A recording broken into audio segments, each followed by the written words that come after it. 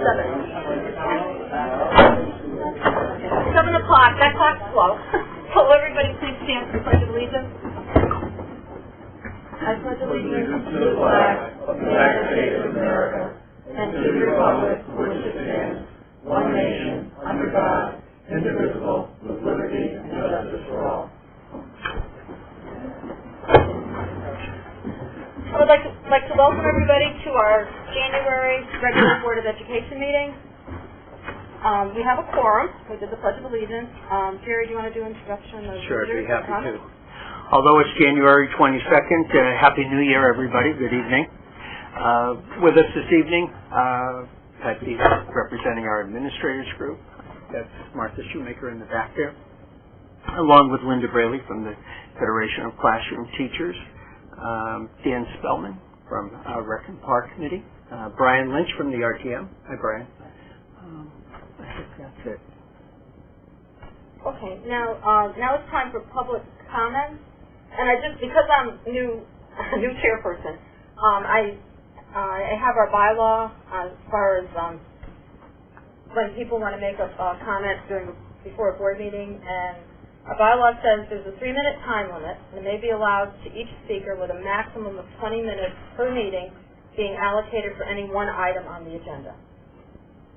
Okay, so I just want everybody to know that up front. Now, are there any comments from the audience? I'm assuming that all of you received and read the letter from my husband and I regarding the search for a new superintendent.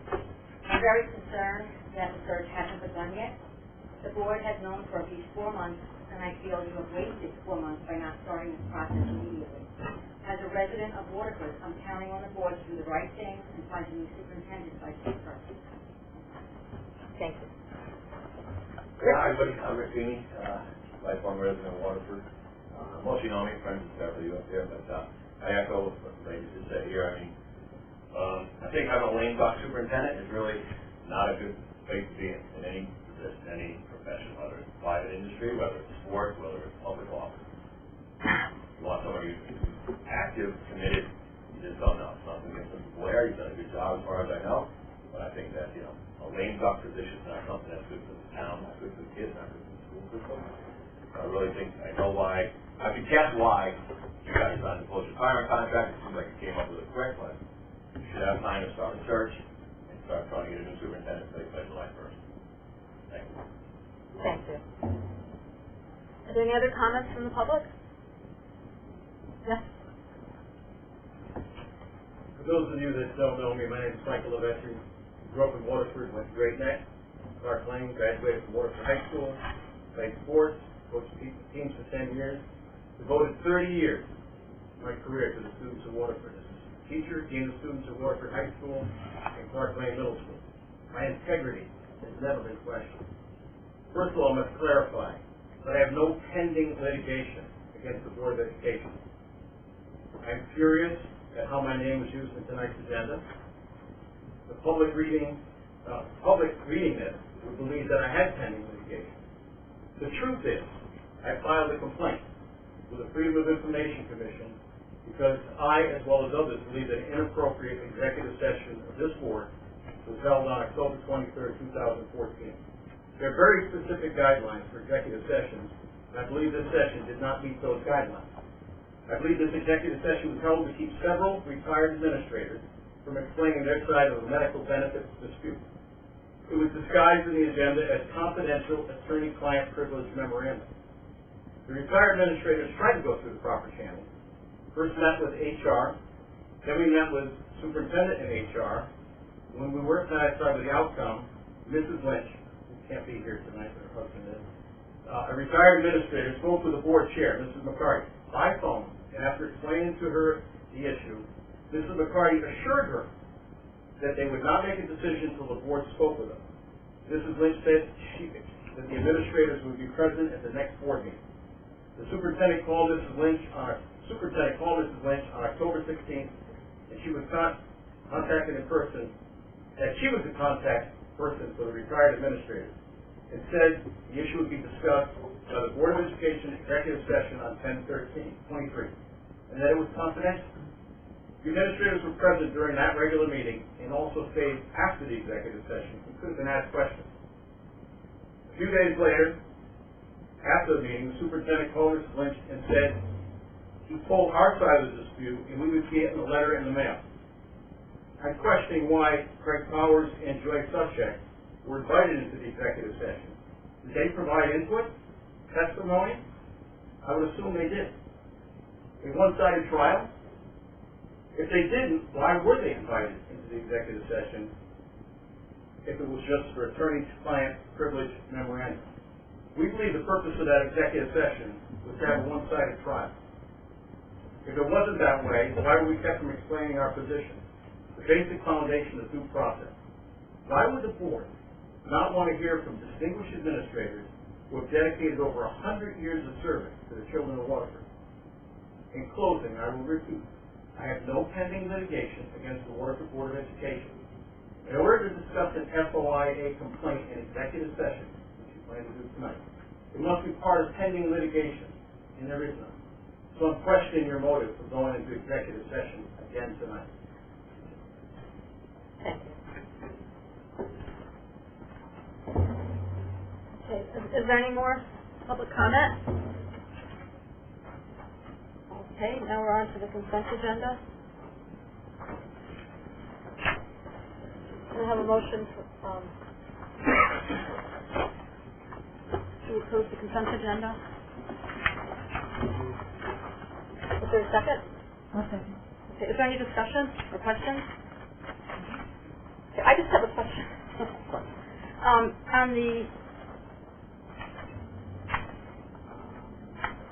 On our object summary, we used to have the percentages in the last column, and mine was missing. The percentage of the amount that has been used.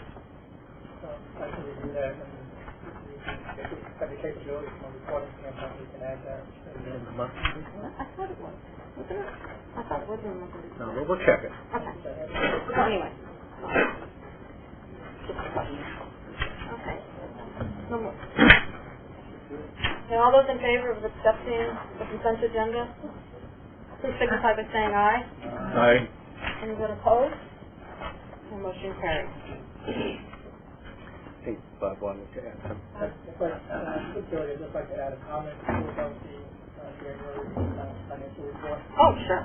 Back in the middle of December, we met with the subcommittee of the Board of Education and the Finance Committee, and we brought them up to speed with the forecast for the end of the year. And at that time, we were looking about a $95,000 favorable year-end balance. And we've had some items that have come up, and we're probably in the range of $50,000 right now. So it's a very tight budget for the remainder of the year. At the end of January, we'll be doing another detailed forecast for an estimate at the end of the year. And if we find that it's strong even further, we'll send out a notice to all the board members. Okay, thank you for that.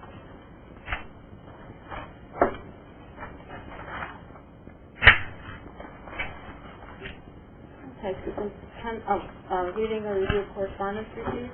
Yeah, I have three pieces of correspondence. The first, since our last board meeting, I received on December 30th from Mike Lavetri of 11 Oswegatchie Hills Road in Niantic, an FOI request for a number of documents related to the negotiations between the board and the WASA bargaining group regarding emails, correspondence, a variety of things. So, Michael, I want you to know we've been working at it. There's quite a bit of detail here, quite a bit of work.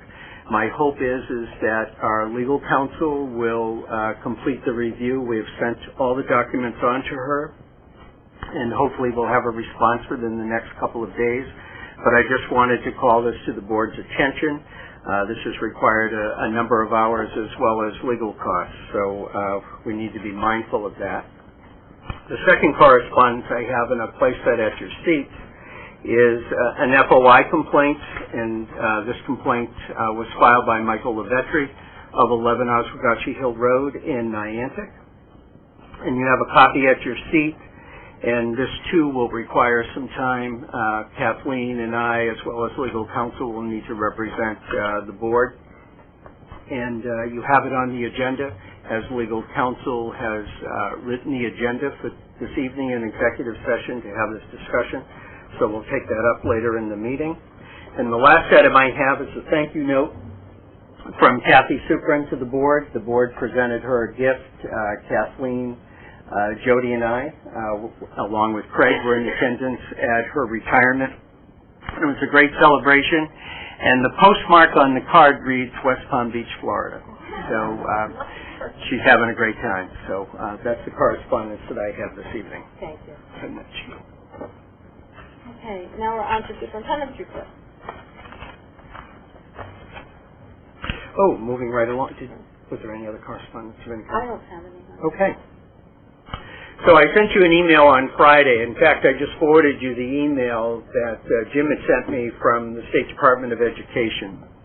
We learned at the end of the day on Friday, and I didn't have this posted on the agenda, so on over the weekend I revised the agenda so we could have this discussion this evening. And I'm going to ask Jim just to share a little bit about it.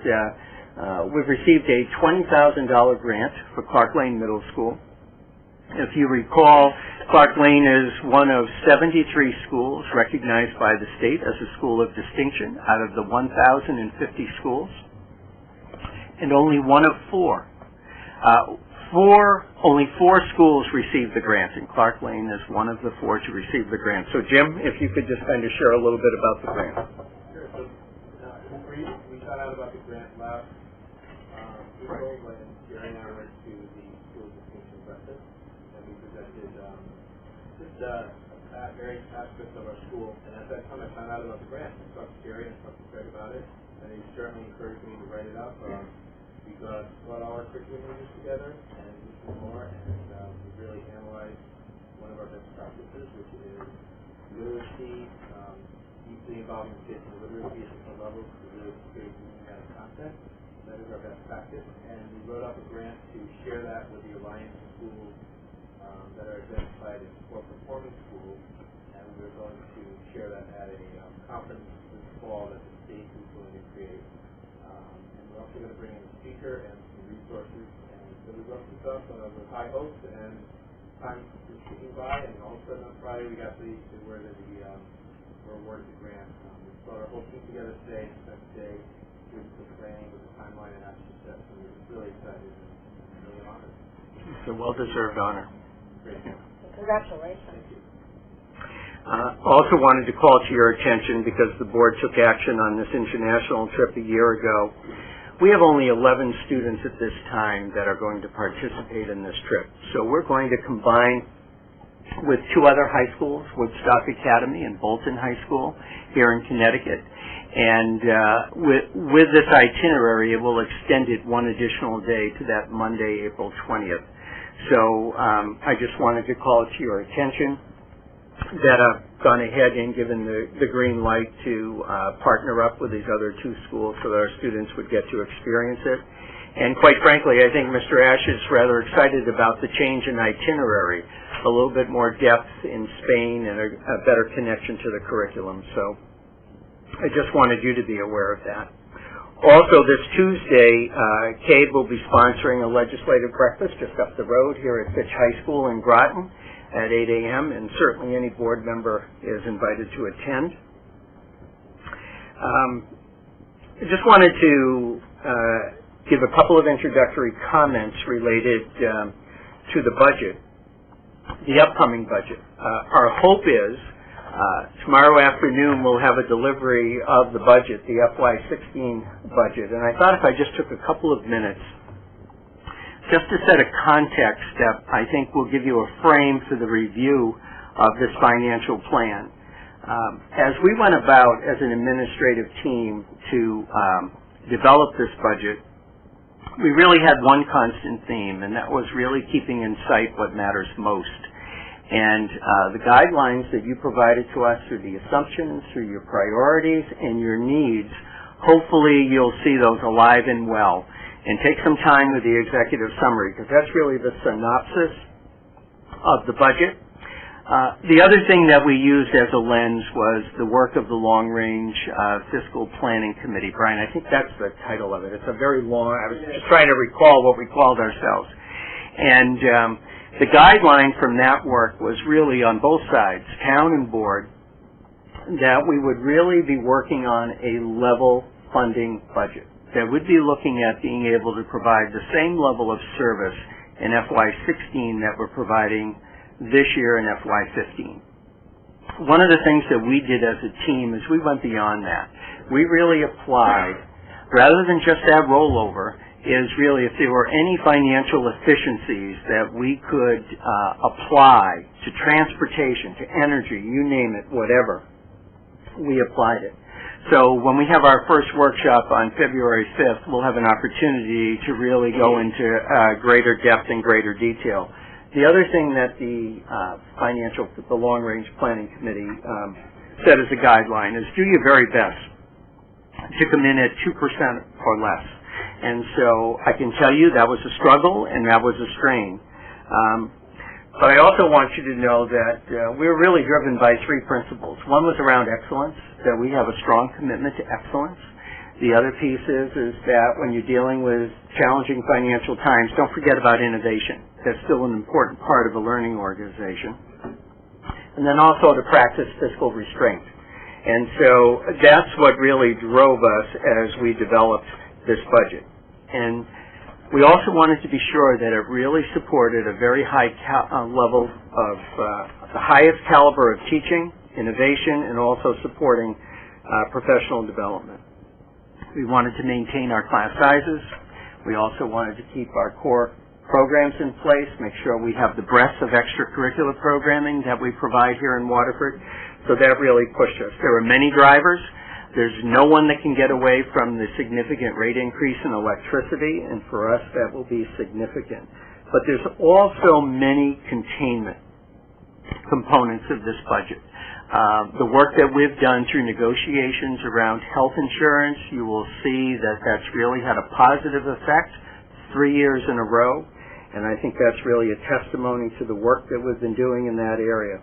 So I really look forward to your very thoughtful review. The goal was to give you almost a full 2 weeks before we have a chance. I can tell you that you will find typos and errors. We've done the very best, but you become so familiar with the document as you're going through it. So please come with any of your suggestions and any of your good thoughts. Jody and I crafted an invitation. We sat together a couple of weeks ago on that, and that went out to all of the RTM and Board of Finance to our budget workshop scheduled for the 5th and the 12th. One of the things that we forgot to do, and let's hope we don't have to do it, but we didn't set aside a snow date. So we have the 5th, the 12th, and then our regular meeting this year is the 19th. And we selected the 19th because we have to deliver a budget to the town by the very end of the month, and if we had met on the 26th, we wouldn't have any time to really turn around any revisions or adjustments. So my hope is that we might be able to come up with a possible date if indeed we got snow. And so I have a couple of possible suggestions. And for our February 5th, if we were to be snowed out, would it be possible to meet on the 10th, the 9th, or the 10th of February? I know that's an elementary PTA night, but if we could, as a board, meet on the 9th, would that be a possibility for board members? Would that pose any problems? If we met Monday the 9th, if we got snowed out on the 5th? Did that work? Mm-hmm. Great. And then if we had a problem with the 12th, could we go Wednesday the 18th or Tuesday the 17th? Because we're going to be meeting on the 19th, so either the 17th or the 18th. Would it be better to not go 2 nights in a row? What do you think? Okay.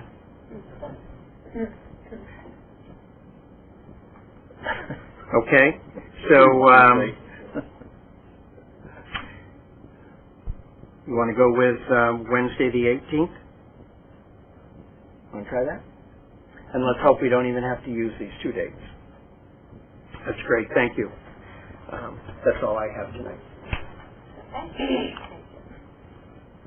Okay, down to Committee and other reports. Does any board member have a committee report? I have a brief one. I have, first of all, I gave you all a little handout. It's an op-ed that was done by Joe Sarasulu and Patrice McCarthy from the CAVE on helping students with mental illness and how difficult it is in the school system and the things that need to be addressed.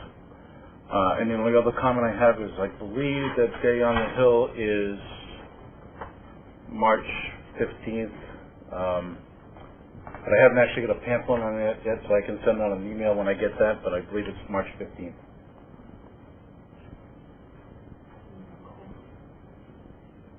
Okay. You have one? Does anybody else have any? Okay, I have two. We had a Youth Service Bureau meeting last night, and Erin is leaving, as I told you, so they're going to be interviewing candidates for her position starting soon. Because Danny's pretty much by herself, she is having some after-school activities. They still have homework helpers. Lesbian Furry Friends, that's going to be from February 9th to March 16th. Snow subs is still ongoing. I don't know if they've had to use it yet because they haven't any snow days, but it worked out very well last year.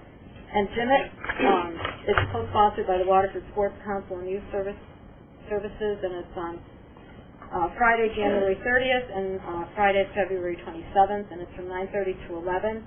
And Waterford residents use the gym and play basketball, and staff will be asking participants for proof of residency, such as a student ID or state-issued ID card. And no one will be admitted without proof of residency. And what they started this year, which has worked out very well, is Saturday night out. And parents and guardians can drop off their children, and Youth Service Bureau is offering free babysitting from 5 p.m. to 10 p.m. And one of those nights is Valentine's Day. So I had asked Brian was there at the meeting from Lincoln Park. I don't know if Danny knows this or not, but I asked him if it would be possible to use the community center that night because I'm hoping a lot of parents can get out and they could drop off their children. We'll probably have more children than the Youth Service Bureau can hold. So, and they could also do more things. So, just in case it gets brought up. Yeah. Okay, thank you. That'll be great. Also, they've already started planning for Camp Dash. They have some great ideas for the summer for children, and they're just they have to wait to see when school does definitely get out, because if we do get out as early as the calendar says without any snow days, then we'll have to add an extra week. So, and that last week is going to be a challenge, the week before school starts. They had children at the Youth Service Bureau last year, but there were so many of them that it really doesn't, it won't hold that many children, so hopefully they can work something else out this year. And that's it for Youth Service Bureau. And we had a school building committee meeting the other night, and as you saw on our agenda, we're looking for your approval to close our 3 elementary schools. And I just want to thank... Close the project. The project. Close the project, that's probably easy. Just checking your attention. Yeah. And I want to thank Jay for working on all those projects, and Jerry when he came in, and school building committee members. It's been a long process. It's really been good. And Tommy Dembeck is thrilled. He's really thrilled. So that was exciting news. Okay, and then I had asked to have, under committee reports, I asked to have the policy committee look at policy policy 2131. That's superintendent's job description, because it hasn't been looked at since 2009, and because in the future we will be looking for a new superintendent, I just wanted to make sure that all the board members agree with what's in there. And you can look at it at your leisure, but I think the policy committee, I wanted to charge that to the policy committee to start looking at that now. Good. Thank you. And I think that's it. Any other committee reports? Are we all set? Okay, under new business, the update on Board of Education goals. So you have in your packet a narrative which really gives you a progress report related to the 6 goals that the board adopted back in early fall, as well as 2 goals that are ongoing. So what I'd like to do is just take a few moments. Both Craig and I are going to provide an update around each of our goals. So the first goal dealt with strategic planning, then also an opportunity for us to really explore ways to best promote our high school, because that's a great choice for our middle school students, to promote our mental health and initiate proactive approaches to reduce emotional stress among our students, a high priority on effective and high quality professional development, and to fund it, to take a look at options and explore different possibilities around global experiences, to really ensure that the implementation of SBAC or other mandated programs are really thoughtfully implemented, and to continue to take a look at how do we measure ourselves? How do we know that we're an effective public school system? And then lastly, to continue to strengthen our district management through cost effectiveness as well as good personnel decisions and energy management. So taking a look at the first goal, if you recall, we had a presentation from Learn back in November. You will also see a line item in the FY16 budget to initiate this process. Related to Goal 2, you might also recall Greg Woods came to the board meeting and really shared the experience that our 8th graders had early in the fall. We altered the entire timeline so that our students were learning about Waterford High School before they were learning about other student choices. One of the real assets in this process, we had a vacancy and one of our high school counselors asked to be transferred to the middle school, and it's really been a nice bridge between both of our schools. Early in the fall, our 8th graders were surveyed to ask them what is it that they wanted to know more about in regards to Waterford High School so they can make a great choice. On both the 14th and 15th of October, our 8th graders took a walk in the morning over to Waterford High School, and they spent the morning with Waterford High School students in a fair. They toured the facility with a high school mentor. They visited a number of different activities that the high school provides for their students. It was just a great event and a wonderful success. And that's been ongoing with students with high school t-shirts, the opportunity to go to football games and basketball games.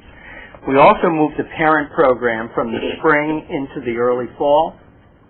So there was an 8th grade parent meeting at Waterford High School on the 30th of October. You'll notice when you explore both websites, there is a presence about both schools. New London Day, Jim, Andre, and I, along with Greg, we sat with a reporter from the New London Day, and there was a great story talking about how public schools now need to market because they're in competition, and Waterford was featured greatly within that article. We also now have high school student mentors visiting the middle school, really starting to foster that connection between older students with our middle schoolers. And this holiday season, we had the high school visit the middle school and perform a concert. So again, it was a nice opportunity to really market Waterford High School. Related to Goal 3, if you recall, we added a social worker and a school psychologist in this year's budget. We've had a number of meetings among our mental health staff. We've brought together our elementary team as well as combining our middle and high school team, and they've been sharing practices and strategies, and they're really functioning as a very strong team within our district. The outreach has dramatically increased. We've done more home visits than we've done in the past just because we now have the additional staff, plus we have the need that we can address. You noticed in the report that we've now established some newsletters. Our mental health staff has been attending parent meetings. They're interacting with more visibility with our student body. We hosted a professional development event over at Clark Lane Middle School, really for the entire region, and that cafeteria was just packed with school counselors, social workers, as well as school psychologists. And that was all around students that have a school phobia and that just don't want to come to school. And that was a great event for our mental health team to participate in. We've also increased our in-classroom programs, and I gave you a couple of examples in that report. Student groups have been formed at each of our schools. We continue to strengthen our partnership with the Waterford Youth Service Bureau, really identifying some mentors out there in the community and also sharing some of the different services that are available to support mental health. The other thing that I think is critical is we can't forget about our teaching staff.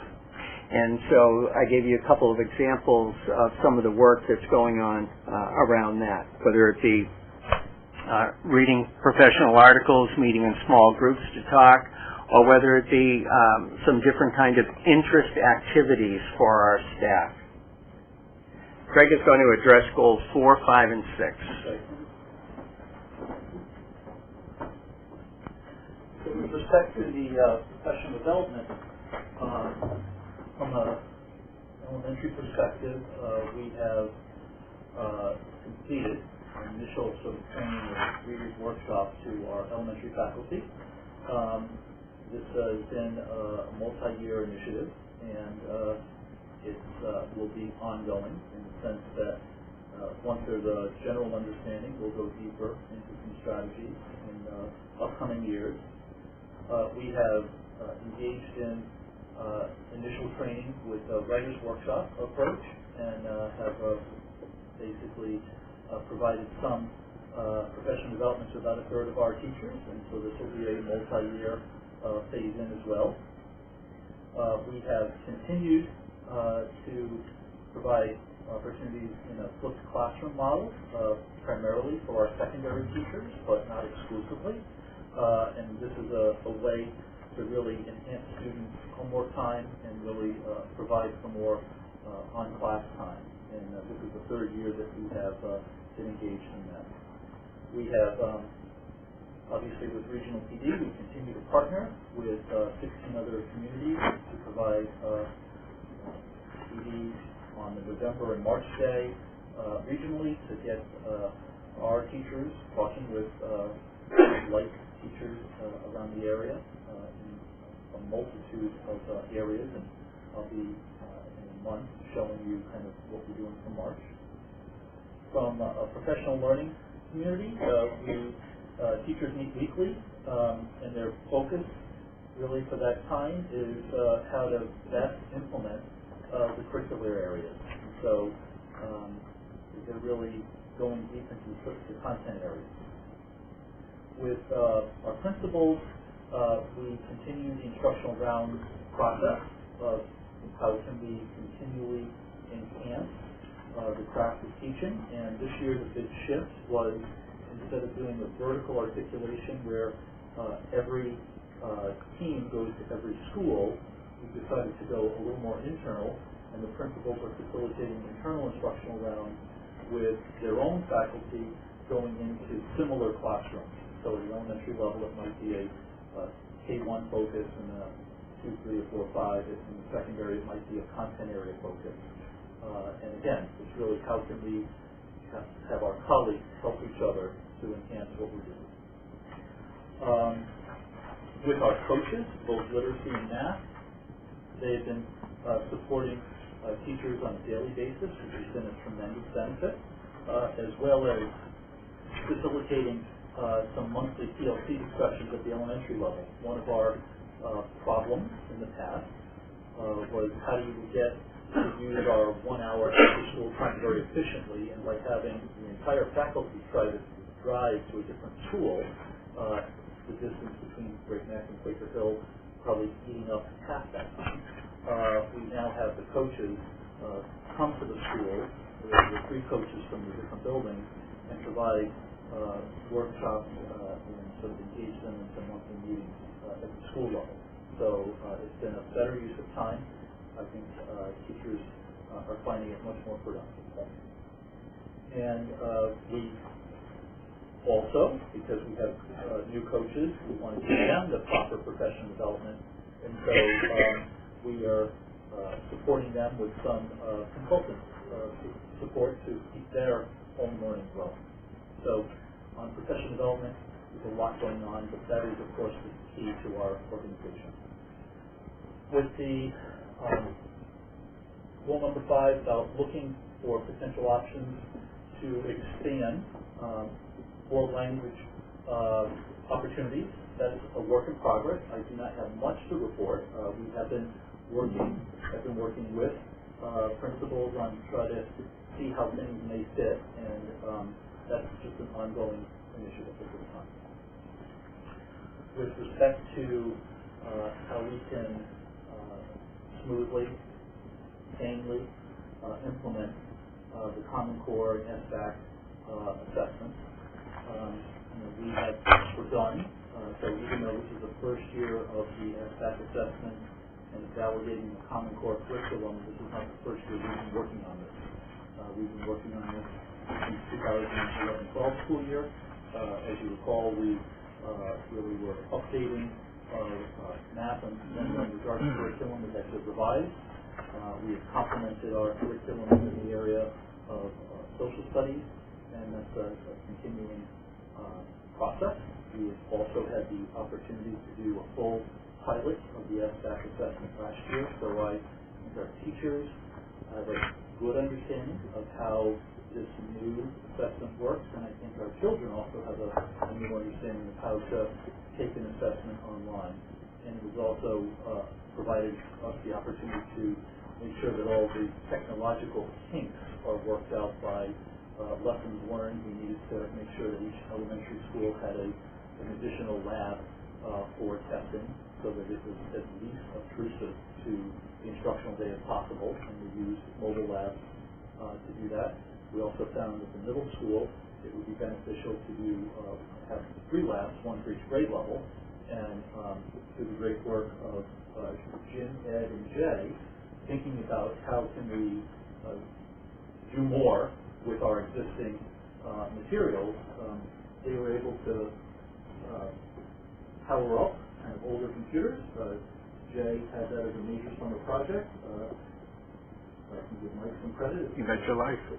For electric Big credit. sense and wiring. That was a major project, and I think it's just benefiting not only the assessment of SBAC, but its use on a regular basis. And then, of course,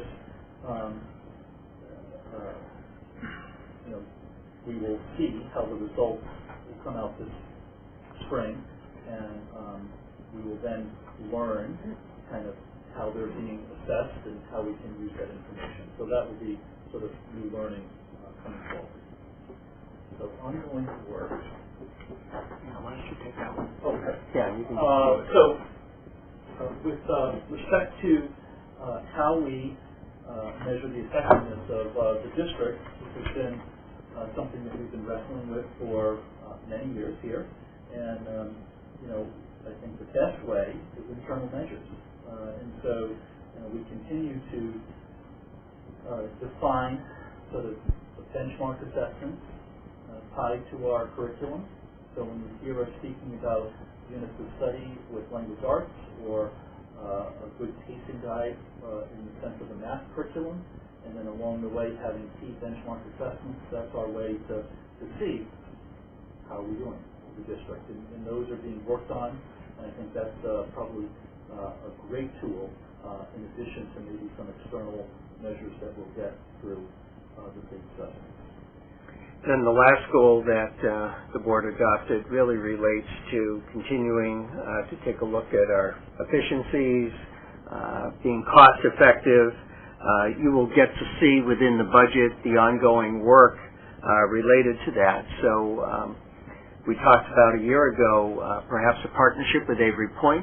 I think we're very close to the finish line to making that happen. So we're looking at some cost savings in the upcoming budget.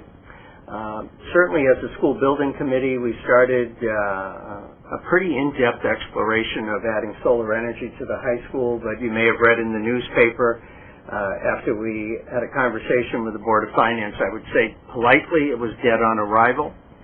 So my hope is that will at least create a community conversation so that we can contain the costs related to electricity. And you know, we've already embarked in that area at Quaker Hill, and we'll continue to take a look at some other opportunities. Transportation, we continue to look at efficiencies and the best use of our 4 vans. And then we need to go out to bid on electricity. So we've really identified some areas that we can continue to contain costs. So that's a mid-year update as to where we stand with board goals, and I think we've been making very good progress. And we'll continue to work on these and then bring another report to the board in late May, early June. Is there any questions? Does anybody have any questions? Greg? On the first step, the multi-year strategic planning, I was disappointed with the presentation of the idea of a 3-year strategic plan. I know there's talk of 5 years, but to me, when you talk about a 3-year strategic plan, it's not really what I envisioned when I was in favor of that goal. I think we need 5 to 7 years. When you have that short a lifespan, that's like planned obsolescence, creating new business for yourself. But it doesn't really give us any guidance because our budgets come around so quickly. We're in that 3rd year before you know it. I really think you've got to have at least a 5-year plan and maybe a 7-year plan. It's an enormous community undertaking to come up with such a plan. You have to redo it every 3 years. It just doesn't make any sense to me. Okay, thank you. Anybody else? You know, we used to have a 5-year strategic plan when we did this years ago. And that doesn't mean that the board couldn't do that and say it's not 3, let's go with 5, or let's look out 7. Doesn't mean that you can't. Because I think, you know, as the presentation was made, there's got to be that steering committee, so to speak, and that really can be some good discussion and some decision from that. So. If there wasn't a motion item on the bill done for agenda, it will be on the budget agenda. I want to bring that actually start thinking about it. Good. Good point. Heather? Yeah, just a couple of things. On the world language, Craig, what kind of options do we have to explore there? Do we have, do we do something online and it be approved by the state, or, I mean, is that a possibility?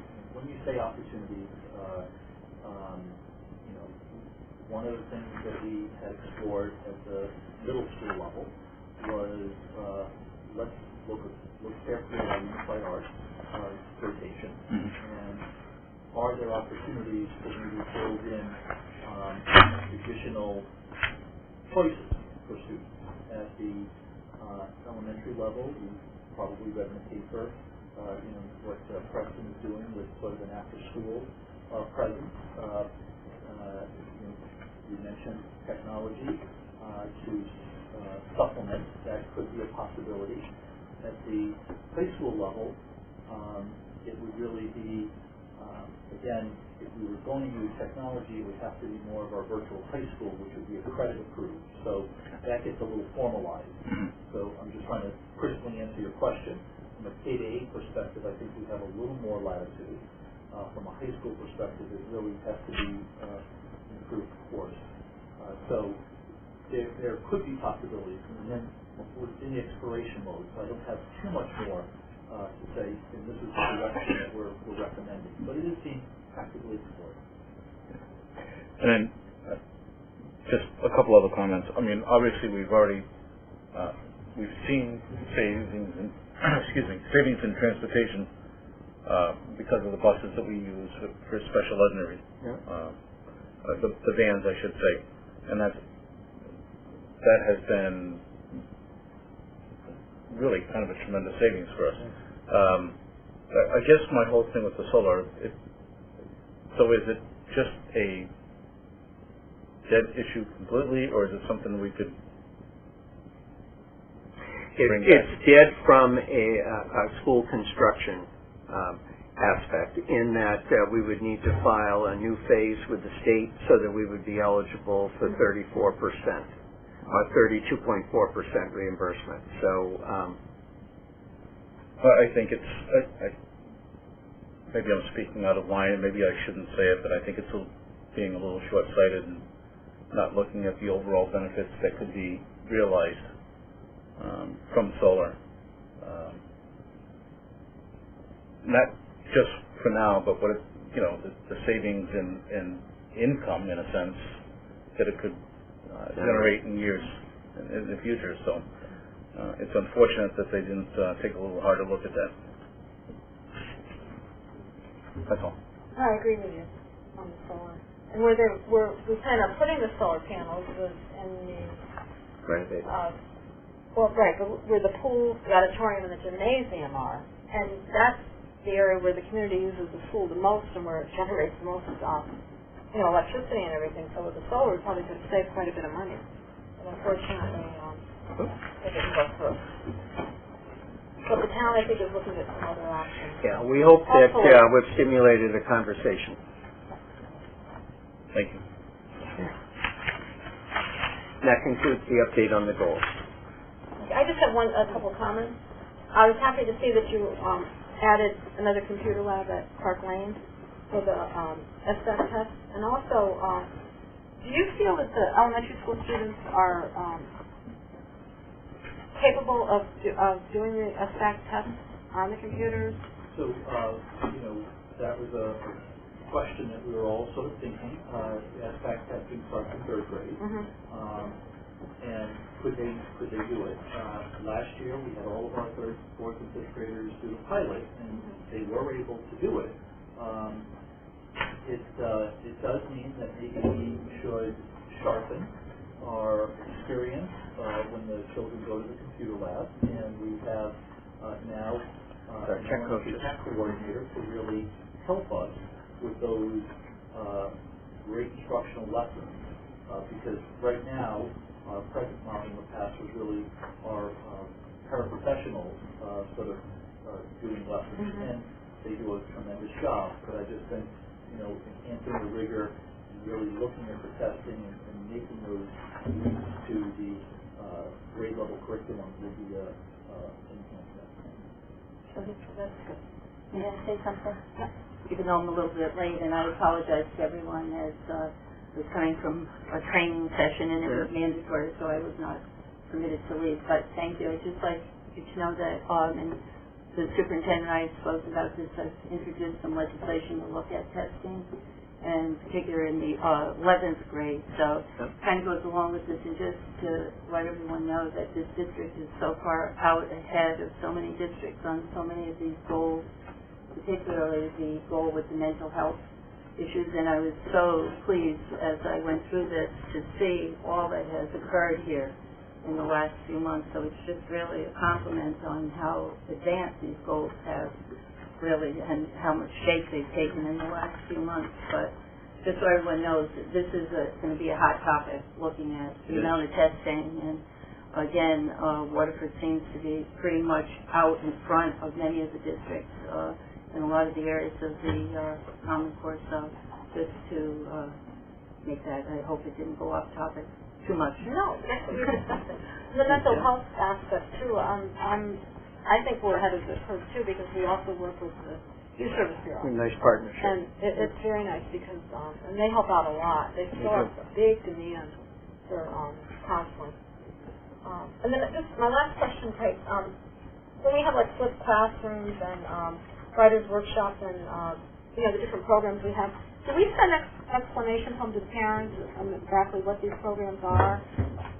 So let me take a couple areas. With the classroom, it's an education for the teacher. If the teacher is going to engage in that, then the teacher does send home some explanation so that they know that sort of homework looks a little different. Homework looks like you're watching this video segment, and then the math class, and then the classroom homework where you're doing the problems are done in class with the teacher's guidance and support.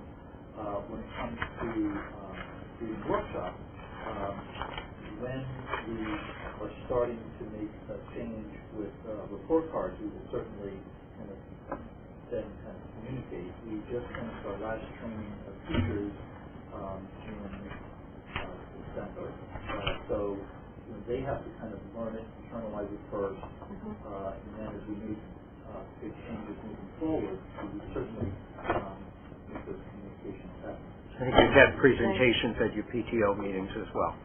Oh, that's good. Okay? Thank you. Kathleen, welcome. Thanks. I didn't see that. My child was still there. Okay. Second meeting. Now, under the second reading and possible action of the following policies, Series 3000, Business Non-Instructional Operations, Policy number 3541, the Transportation, and Policy 3543, the Food Services Charging Policy. Those are enclosed in our packet. And this is the second reading. So if I can just take it separately, the transportation one, we discussed really bringing to life our process now. I'd be happy to address any questions on that one. Does anybody have any questions about our transportation policy? I just know that it really improved when everyone is defining some of the terms that were in the policy, with the distance and how it was calculated and safety measures that were put in place. So. Okay, barring other questions, would somebody please like to make a motion to adopt the policy? That the Waterford Board of Education approves and adopts policy 3541, transportation as presented. Is there a second? Second. Any more discussion? Okay, all those in favor, please signify by saying aye. Aye. Anyone opposed? Okay, motion carries. And with the food service, Dave Campo in our last meeting raised a question, and I want to clarify something because I think I misspoke. So our current and if this policy is adopted moving forward would remain the same that for 3 to 5, if a child forgets a lunch, then they just get changes lunch the first time as I forget. And if it's reoccurring, after that, then they would get the alternative lunch. So I believe I might have misspoke at the last meeting. So I want to make that clear. At the secondary level, developmentally, they probably know if they have lunch or not, and so that they just go to the alternative meal. And so the policy in front of you would be saying when we have the alternative meal, there would be a charge for it. It would be noted with the get out of your free card one with the elementary that if they miss something. Are there any questions or comments about the policy? Okay, would someone please like to make a motion to accept Series 3000 Policy 3543, the Food Service Charging Policy?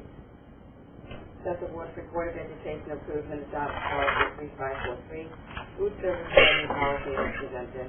Thank you, Ann. Is there a second? One second. Lisa? Any more discussion? Okay, all those in favor, please signify by saying aye. Anyone opposed? Okay, motion carries. Unanimous.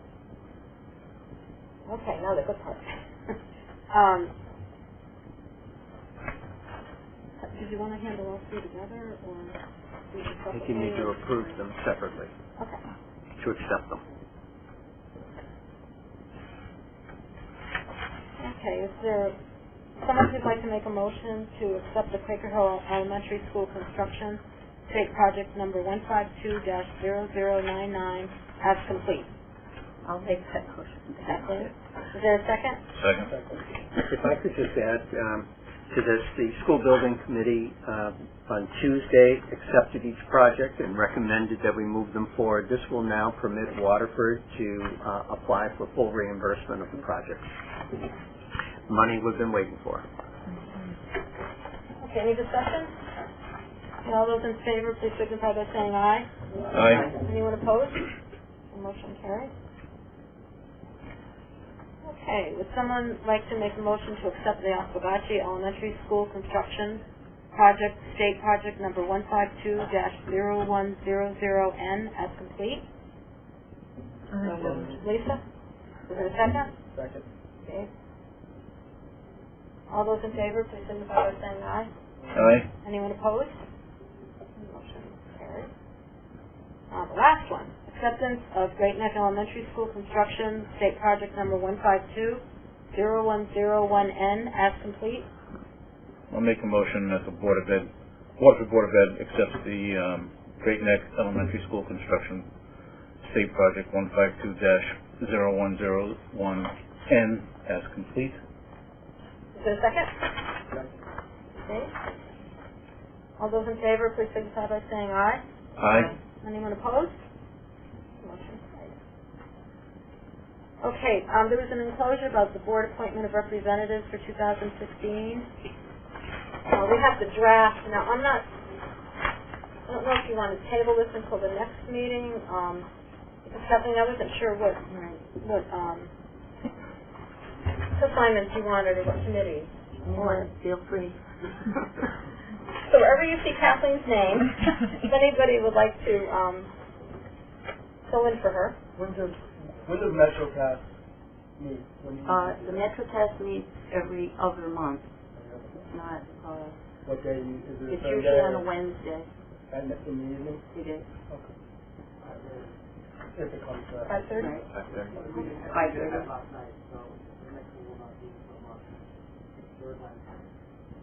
I'll talk to you about it. I'll try to make that work. And Graves was kind enough to offer to serve on the finance committee. So that's that. But think about it. Look at all the committees Kathleen was on, and then just let me know which ones you would like to fill in for her. I didn't know she was on it. She was on something. We could wait to approve this, right? If you would like, Kathleen, I'll jump in on the health insurance subcommittee if that would make it a little bit easier Thank for you. you.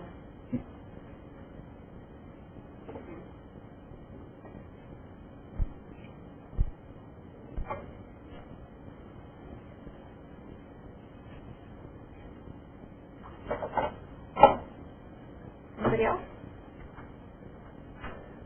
Okay, we'll put this on our February agenda. Policy committee usually meets early. Yes, we try to do it right before, the hour before the board, unless the subcommittee would like to change that. It's not the committee that's the problem, it's the The work time. schedule. The time. We'll think about it. Yeah, I will. Thank you. Okay, now we are down to executive session. I need a motion to go into the executive session anticipated for purposes of a discussion regarding strategy with respect to pending complaint litigation, docket number 2014856, and also discussion regarding the mid-year performance and evaluation of a public employee with our superintendent of schools. Is there a motion? Lisa? Is there a second? You ready? Second. Okay, Kevin? Okay, all those in favor, please signify by saying aye. Aye. Anybody opposed? Okay, motion carries. Okay, thank you. Thanks for looking at it.